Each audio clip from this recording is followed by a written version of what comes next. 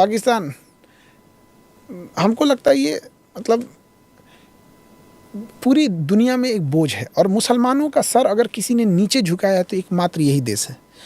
इस जितना मुसलमान यहाँ रहते हैं इंडिया में भी उतने मुस्लिम रहते हैं, बट फ़र्क है, मुस्लिम और इंडियन मुस्लिम होने में फ़र्क है। दुनिया का सबसे बड़ा मुस्लिम कंट्री इंडोनेशिया, कि इंडोनेशिया की वजह से किसी मुसलमान का सर नीचे नहीं झुकता है। दुबई मुस्लिम कंट्री है, उसके वजह से किसी मुस्लिम का सर नीचे नहीं झुकता है। बहरीन, कतर, सऊदी अरब, हम लोग सीखते हैं सऊदी अरब से कि वैसा कानून इंडिया में होना चाहिए कि किसी महिला के साथ अगर कुछ हो रहा है या किसी के साथ जघन्य अपराध को तो हाथ काट दो। हम लोग रोल मॉडल दिखाते हैं। लेकिन पाकिस्तान की वजह से आज मुसलमान अपने आप को सोचे कि मुसलमान को अगर जिल्लत सहना पड़ रहा है तो उसमें 80% योगदान बस इन्हीं चोट्टों का है। यहाँ पे मस्जिद में बम फोड़ देता है सब, सिया सुन्नी में सुन्नी, वहाबी वहाबी देवबंदी, अहले हदीस अरे बाप रे बाप, इतने वेराइटी बना के रखे हैं कि हम अच्छा वाला है तुम अच्छा वाले। ये बोझ है। सोचिए कि ये दूसरे के दुश्मन तो बाद में हैं, ये सबसे बड़े दुश्मन अपने हैं। पूरी कम्युनिटी को बदनाम करके रखे हैं सब। फिर आप अगर बहुत से लोग हैं जो कहते हैं हम एक ही किस्म के लोग हैं, यहीं से तो निकले थे पाकिस्तान, हम भाई हैं, हम एक ही हैं, हम भारत और पाकिस्तान, आप उनके लिए क्या कहेंगे? मार मारना चाहिए ऐसे इन लोगों को, एकदम आशावादी लोगों का ना इंडिया में ना। ये जिन्ना ने देश लिया ये खतरनाक नहीं था, जिन्ना ने जिस तरीके से देश लिया वो खतरनाक था। यहाँ पे भाई भाई का बंटवारा के लिए कोई माँ को गोली मार देता है, बाप पे हाथ उठा देता है और कहेगा कि हम भाई भाई हैं, ऐसा नहीं होता। परवरिश कैसी हुई, जहाँ पोलियो पिलाने वाले बच्चे को पाकिस्तान में गोली मार दिया जाता है, पोलियो नहीं पिलाने दिया जाता, क्या कह के कि पोलियो अगर 2 बूंद पिला देंगे तो बड़ा होकर 2 ही बच्चा पैदा कर पाएगा।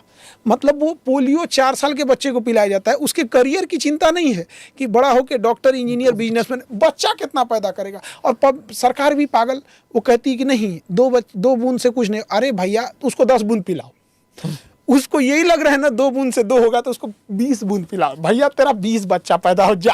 यहाँ पे गधों को गधों की जैसे समझाइएगा यहाँ पे। हाँ। और हम अब इंडिया में देखिए बच्चे 7-8 साल के भी हो जाते हैं ना तो गार्जियन का देता अरे जा पी लो। तो जो आशा होती है पिलाने वाली ना, उनको भी लगता है कि 5 साल से क्रॉस है फिर भी पिला देती हैं। कितनी मेहनत से हमने पोलियो ख़त्म किया। आइए बगल में पोलियो लेके घूम रहा है, कौन कब फटेगा पता ही नहीं चलेगा। हम दिल्ली एयरपोर्ट पे थे तो ऐसे पता चल रहा था, तो एक पाकिस्तानी था वहाँ पे, तो हम अपना सीट बदल दिए एयरपोर्ट पे, वो वहाँ पे बैठा हुआ था, चार्ज कर रहा था मोबाइल, हम बगल में, हम फट जाएगा ये कब किसी को नहीं पता है। कभी गए पाकिस्तान? जाने आने भी नहीं देगा सब। मैं गई हूँ पाकिस्तान क्योंकि मैं देखना चाहती थी कि क्या है, मतलब हम इनके बारे में इतना सुनते हैं। जैसे वो कहते हैं कि हमको कहा जाता था कि जो हिंदुस्तानी है सींग है उनके सिर पे। मतलब गलत फहमियाँ भी बहुत होती है ना। तो जब मैं पहली बार गई तो मुझे लगा कि हमने सोचा था ये तो कुछ भी नहीं है, पर इनकी सड़कें इतने बड़ी हैं और इनकी जो दुकान है वहाँ पे अलग अलग किस्म की शैम्पू वैम्पू थे। हमारे यहाँ तो नहीं था उस वक्त, हमारे यहाँ तो सिर्फ 2 किस्म की गाड़ियाँ होती थी, फिएट होता था, एम्बेसडर होता था, उनके पास अमेरिकन गाड़ियाँ थी, उनकी लाइटें बड़ी चमकती थी, उनका एयरपोर्ट साफ़ था। हमारे यहाँ तो छोटा सा एयरपोर्ट था उस वक्त। तो मुझे लगता था, फिर उसके बाद 10 साल बाद फिर से जब मैं गई तो तब तक यहाँ पर लिबरलाइजेशन हो चुका था, हमारी एयरपोर्ट बड़ी हो गई थी, हमारी यहाँ दुकानें भी बड़ी थी। फ़र्क हो जाता है जब आपका पड़ोसी जो है जब नीचे हो जाता है ना तो पड़ोसी गुस्सा हो जाता है। तो ये गुस्सैल हो गए हैं अब।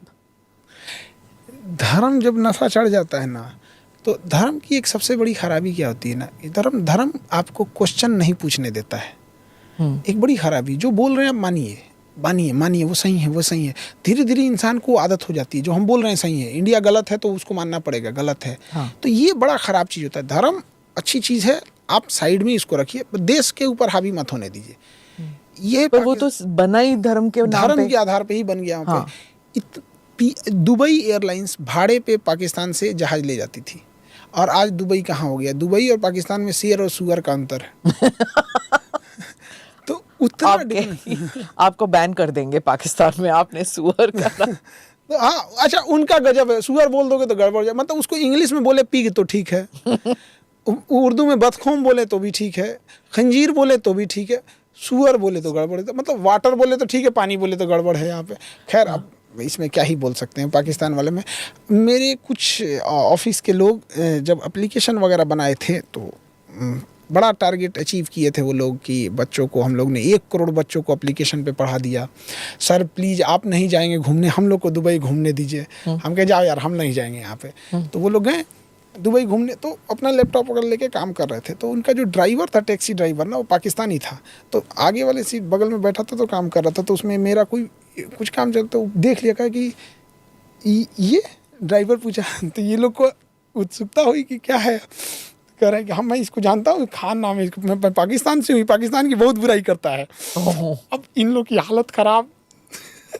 हाँ। अब सभी पर वो जानते हैं कि आप उनकी बुराई कर रहे हैं। नहीं, हाँ, वो जानते हैं कि हम उनकी बुराई कर रहे हैं। और वो ड्राइवर बता रहा था, पाकिस्तानी ड्राइवर था, टैक्सी चलाता था दुबई में, बता रही ये आदमी बहुत खराब है। हमको बोल रहा है मेरा ये आदमी बहुत खराब है, पाकिस्तान की पूरी बुराई कर रहा है यहाँ पे। अब मेरी टीम थी और इन लोग की हालत खराब की, कहीं कोई गलती से बोल दिया कि हम लोग उन्हीं टीम में कहीं ये गाड़ी मत लड़ा दे यहाँ पे। उन लोगों ने पूरे फेयर दे रखे थे, बीच रास्ते में चेंज कर दिया यहाँ पे।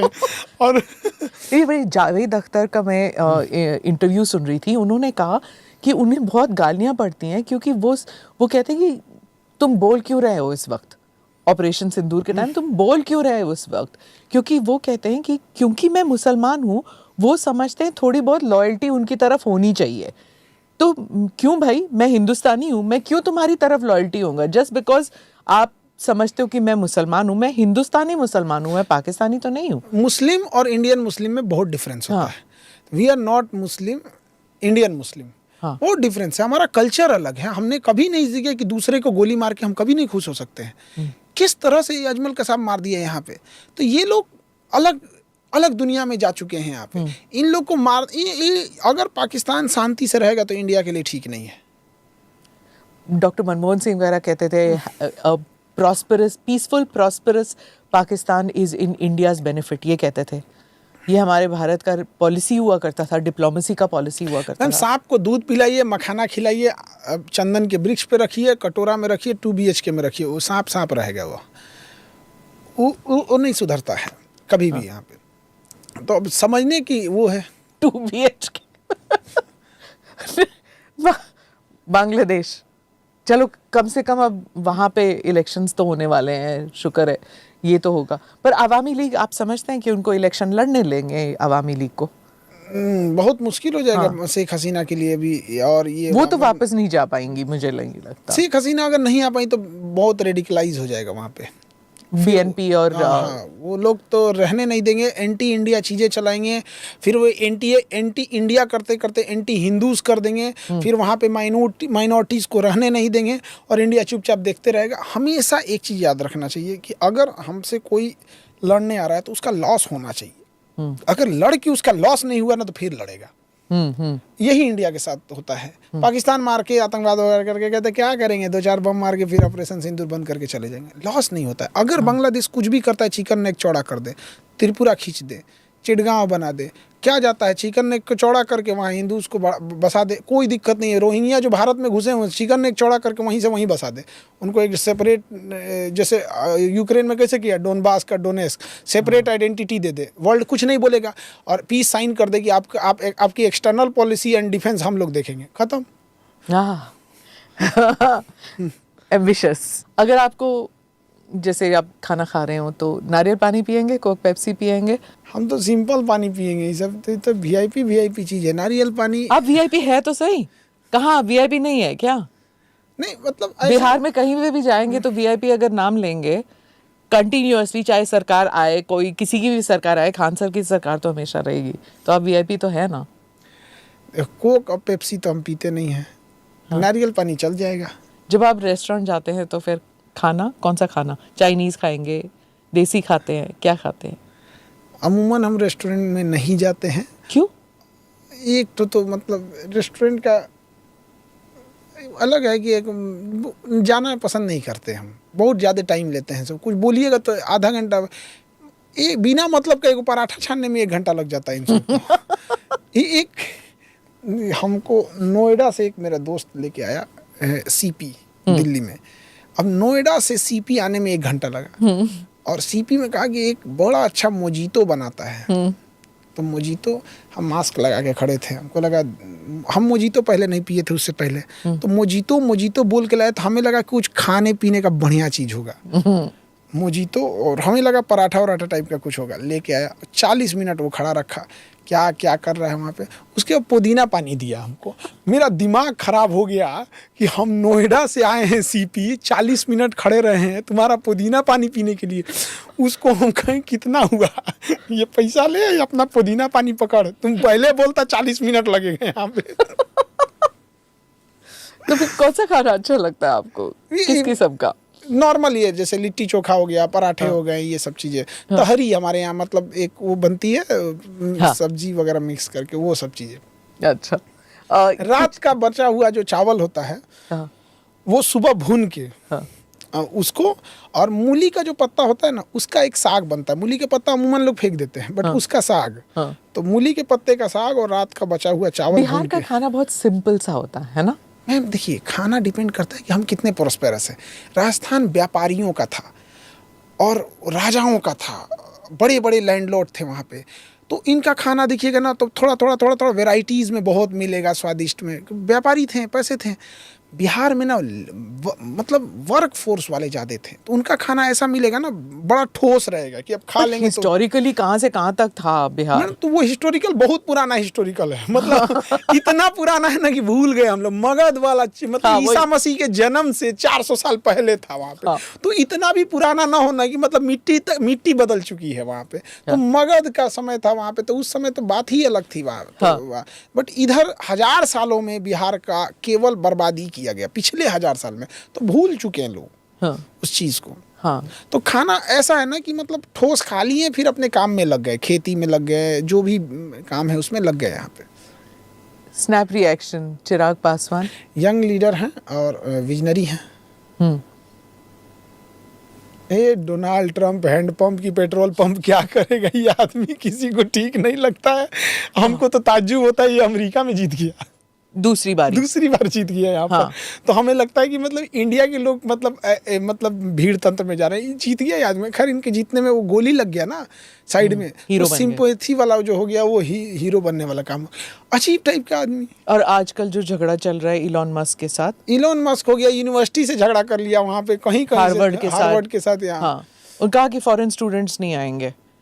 बात भी वैसे सही है थोड़ी बहुत, कि बिलियंस ऑफ डॉलर्स देता है यूनिवर्सिटी को, सरकार देता है, और फिर वहाँ पर पढ़ने के अलावा वो लोग एक्टिविज्म करने में लगे हुए हैं। तो जाहिर सी बात है कि तुमको स्कॉलरशिप मिल रहा है और तुमको डोनेशन मिल रहा है और तुम ये एक्टिविज्म कर रहे हो। थोड़ा सा उसका भी है कि फॉरेन स्टूडेंट्स को पढ़ने से नहीं रोकना चाहिए। फॉरेन स्टूडेंट्स को राइट टू इक्वालिटी हो गया, प्रोटेस्ट का राइट हो गया, ये सब नहीं देना चाहिए। हाँ। जैसे इंडिया में कोई बाहर से पढ़ने आ रहा है तो पढ़ो ना भाई, तो अब तुम यहाँ जिंदाबाद मुर्दाबाद थोड़ी करेगा। हाँ। तो इसको कौन समझाए, ये स्टूडेंटे रोक दिया। हाँ, इलॉन मस्क मैड जीनियस कहती हूँ मैं हमेशा, मतलब ब्रूटल बिजनेसमैन। हाँ, मान जाएंगे दोनों एक साथ, फिर पैचअप हो जाएगा इन दोनों का। हाँ हो जाएगा यहाँ पे, इन लोग का तो बिजनेस, क्योंकि व्यापारी है, इन लोग का ज्यादा दुश्मनी रहती नहीं है ज्यादा नहीं है। और इंडिया में अगर ये आ गया ना इसका स्टार लिंक, तो एक नया प्रॉब्लम खड़ा होगा। ये देखिए, एक तो आजकल मोबाइल से आप ट्रैक कर सकते हैं, लेकिन जिस दिन स्टार लिंक आएगा टावर लोकेशन खत्म कर देगा, फिर वह उसे ट्रैक करना बड़ा मुश्किल हो जाएगा। कहाँ, वो तो एक सैटेलाइट फोन की तरह काम करने लगेगा। हाँ, जैसे तुरैया वगैरह होता था। हाँ, तो पता ही नहीं चलेगा आपका लोकेशन का। अभी तो टावर लोकेशन से पता चल जाता है कि इस एरिया में, कि क्राइम कहाँ हो रहा है, यहाँ पे हो गया। दूसरा क्या चीज़ है कि इंडियन गवर्नमेंट को सोशल मीडिया से कोई मतलब ही नहीं है। अरे भाई, हमारा मोदी जी हम मेलोनी का मीम बना दिया तो उस पर एक्शन ही नहीं ले रहा है। कितना सरकार सोई हुई है कि इंस्टाग्राम इंडिया में आता है, फेसबुक आता है, एक एआई का टूल देता है कि 2 पर्सन हैं, आप इनको चाहे जिस तरह से जितनी अश्लील बनाना है बना सकते हैं, जितना वल्गर बनाना है बना सकते हैं। जो एक्टिविटी में एक बटन दबाई हो सकता है। पहले इसके लिए एनिमेशन या फोटोशॉप लगता था, जिसको बहुत सुपर स्पेशल आदमी ही कर सकता था। एनिमेशन बनाना आफत का काम हो जाता था। आज एक बटन आ गया। क्या सरकार इतनी सोई हुई है कि वो ये एप्लीकेशन पे रोक नहीं लगा सकती है कि आप इस एप्लीकेशन में ये सिस्टम नहीं रख सकते, अश्लीलता नहीं फैला सकता है? आज एक लड़का है, आज मोदी हैं, मिलोनी है, एक बटन दबाता है, दोनों को डांस करते दिखा देता है। अभी हम लोग ने 1-2 पे एफआईआर किए हैं। हम लोग अभी पता चला है, हम अपने यहाँ संस्था में एफआईआर कराए थे। 17-18 साल का लड़का है। अब गया जेल में, करियर खराब हो रहा है, किस एक छोटा सा और ताज्जुब ये है कि कुछ ऐसे एप्लीकेशन हैं जो अश्लीलता परोस रहे हैं कि इस एप्लीकेशन से देखिए, और वो बाकायदा दिखा रहे हैं कि यहाँ से आप कपड़े हटा सकते हैं, ऐसे ये कर सकते हैं, आप इसे डाउनलोड कीजिए, और गवर्नमेंट डाउनलोड करने दे रही है उसको, और उसके बाद बेशर्मी देखिए digital India. For more of such videos, do like, share and subscribe to ET Now Swadesh.